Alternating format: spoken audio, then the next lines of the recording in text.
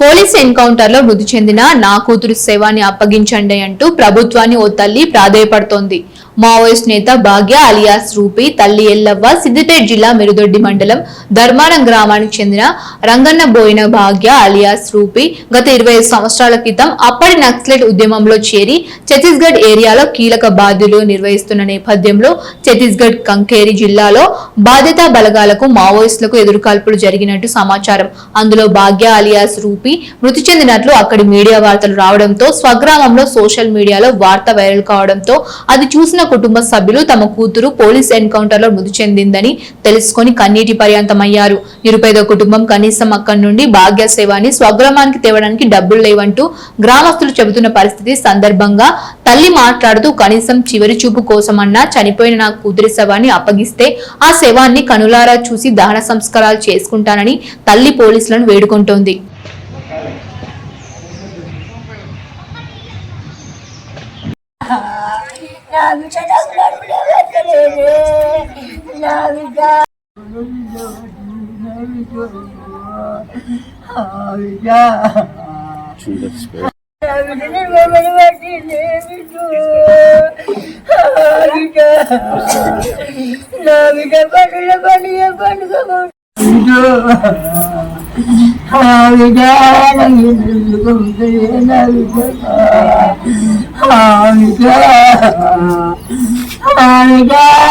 అడవులైనా కానీ నేను గొప్పగా ఉండలేదు.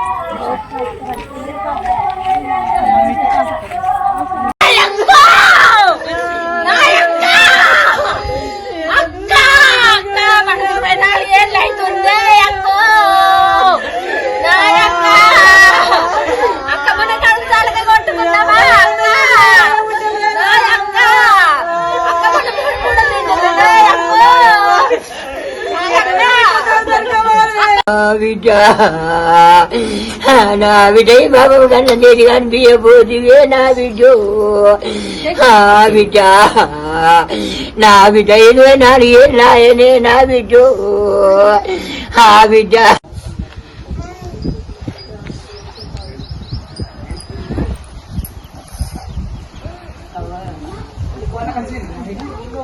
నేను కదిలేనే నా బిడ్డ నా బిడ్డ పేరు భాగ్యవ. నా బిడ్డ పోలీసు చంపినారట. శివన్న శివన్న చూసుకుంటా నా సేవను నా బిడ్డ నాకు పంపిరు సార్. మీ దండం పెట్టా మీద మాకు ఏమీ పంపారు. నా పిల్ల నాకన్నా కనిపించారు సారు. చెప్పని దానం చేసుకుంటా నా చేత ఖరాబ్ చేయడి.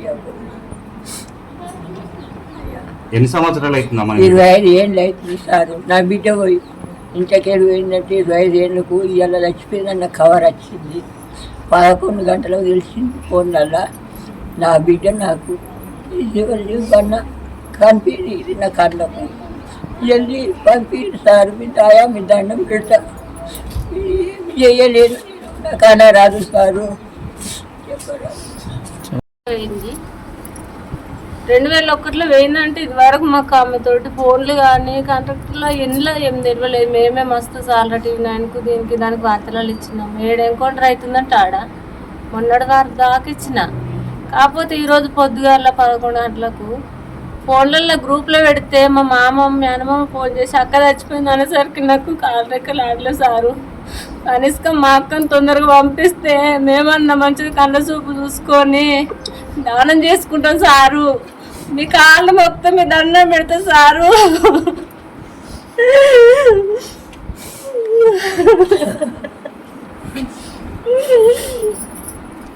కళ్ళతోటి ముఖమన్న చూసుకుంటాం. ఈ పాపం కళ్ళతో చూస్తాం అనుకోలేదు అక్క, నేను సాగుబార్త నింటాం అనుకోలేదు అక్క. నువ్వు లొంగిపోయి అత్త సాదుకుంటా అని మాట్లాడిన అక్క, నేను నీ సాగు తెచ్చుకుంటా అనుకోలేదు అక్క. నీ బిడుగు తెచ్చుకొని ఏడేసుకోవాలి అక్క. మనకు ఉందామంటే ఇల్లు లేదే అక్క. మన ప్రభుత్వం నుండి ఏది రాకుండా కానీ నేను వచ్చి డబుల్ బెడ్రూమ్లలో అమ్మ చదువుకుంటున్నా అక్క. ఇప్పుడు నిన్ను ఏడేసుకొని ఉండాలనుకున్నావు అక్క. నువ్వు నా పేరు చెప్పేల శ్రీనివాస్. నేను ధర్మారం గ్రామ పంచాయతీ సర్పంచ్ని.